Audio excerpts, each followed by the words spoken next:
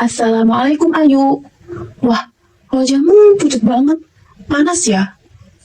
Waalaikumsalam Bima. Iya nih, saking panasnya, kayaknya matahari lagi niat banget hari ini mau bikin aku gosong. Bosan gimana? Kamu kan manusia, bukan roti bakar. Tapi kenapa sih kita bisa merasakan panas atau dingin? Kayaknya aku pernah dengar itu ada hubungannya dengan suhu. Assalamualaikum Ayu Bima. Apa yang kalian bicarakan? Kayaknya seru banget. Waalaikumsalam Kak Anton. Gini Kak, kami penasaran, kenapa kita bisa merasakan panas ataupun dingin? Masya Allah, pertanyaan yang bagus. Nah, kita bisa merasakan panas atau dingin itu karena adanya suhu. Sini biar Kak jelasin. Suhu adalah derajat atau ukuran panas suatu benda. Semakin tinggi suhu suatu benda, maka benda tersebut akan terasa semakin panas. Sebaliknya, semakin rendah suhu suatu benda, maka benda itu akan terasa semakin dingin. Contohnya, air yang sedang dipanaskan di atas kompor memiliki suhu yang tinggi. Ketika kita menyentuhnya, air tersebut akan terasa panas. Ini menunjukkan bahwa suhu air meningkat seiring dengan pemanasan. Di sisi lain, es batu memiliki suhu yang rendah. Ketika kita memegang es batu, tangan kita akan merasa dingin. Hal ini terjadi karena es batu banyak kehilangan suhu. Ada beberapa skala suhu. Pertama, ada skala Reaumur. Skala Reaumur adalah salah satu skala suhu yang menggunakan dua titik acuan, yaitu 0 derajat Reaumur untuk titik beku dan 80 derajat Reaumur untuk titik didih. Jika suhu naik dari 0 derajat Reaumur ke 80 derajat Reaumur, air yang tadinya es akan menjadi air yang mendidih. Skala Reaumur banyak digunakan untuk mengukur suhu dalam eksperimen sains zaman dahulu. Yang kedua ada skala Celcius. Skala Celcius adalah skala yang umum digunakan di Indonesia. Skala ini juga menggunakan dua titik acuan, yaitu 0 derajat Celcius untuk titik beku dan 100 derajat Celcius untuk titik didih. saat suhu naik dari 0 derajat Celcius ke 100 derajat Celcius, air berubah dari es yang mencair menjadi air mendidih. Skala Celcius memberikan ukuran yang jelas dan mudah dipahami untuk perubahan suhu. Ketiga, ada skala Fahrenheit. Skala Fahrenheit lebih banyak digunakan di Amerika Serikat. Di skala ini, titik beku berada di 32 derajat Fahrenheit dan titik didih berada di 212 derajat Fahrenheit.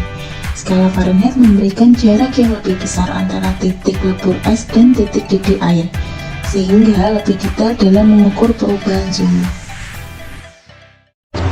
Wah, Kak, skala ini boros angka banget. Kayaknya orang Amerika kalau beli gorengan juga boros minyak ya.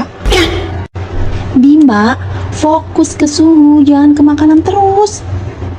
Kamu ini ada-ada saja ya Bima. Nah, hampir lupa nih. Keempat ada skala Kelvin. Skala Kelvin ini digunakan dalam sains, terutama untuk mengukur suhu yang sangat rendah. 0 Kelvin disebut sebagai nol mutlak, yaitu suhu di bawah partikel tidak lagi bergerak. Hubungan antara skala Kelvin dan Celcius adalah suhu dalam Kelvin sama dengan suhu dalam Celcius ditambah 273. Skala ini digunakan dalam sistem satuan internasional. Wah, berarti kalau aku berhenti mikir, itu berarti 0 Bima dong. Kalau 0 Bima sih artinya otak kamu udah libur selamanya, Bim. Bima, kamu ada-ada saja. Secara sistematis, perbandingan untuk setiap skala suhu dapat dinyatakan dengan Celcius itu 5, Reaumur itu 4, Fahrenheit itu 9 dengan syarat diminuskan 32, dan Kelvin itu 5 dengan syarat diminuskan 273. Hal ini karena nilai Fahrenheit dan Kelvin itu tidak dimulai dengan angka 0, sedangkan untuk skala Celcius dan Reaumur itu diawali dengan angka 0. Nah, kita juga dapat melihat perbandingan melalui tabel berikut. Nah, selanjutnya ada contoh soal di mana suatu suhu air memiliki nilai 20 derajat Celcius. Nyatakan suhu air tersebut dalam skala Reaumur, Fahrenheit, dan Kelvin. Untuk jawabannya ini disesuaikan dengan perbandingan skala dari setiap suhu. di mana Celcius itu dimasukkan ke reaumur, lalu Celcius ke Fahrenheit, dan terakhir Celcius ke Kelvin. Dalam kehidupan sehari-hari, suhu juga penting bagi para petani. Misalnya, petani sering memeriksa suhu tanah dan udara untuk menentukan waktu yang tepat untuk menanam padi. Ini adalah bagian dari kearifan lokal yang diwariskan secara turun-temurun. Subhanallah, Allah memberikan ilmu melalui alam. Wah, petani keren juga ya. Jadi mereka itu kayak superhero lokal yang menyelamatkan nasi goreng kita. Wah, betul juga ya Bim. Tanpa mereka kita nggak punya nasi buat makan, apalagi nggak bisa nikmati nasi goreng.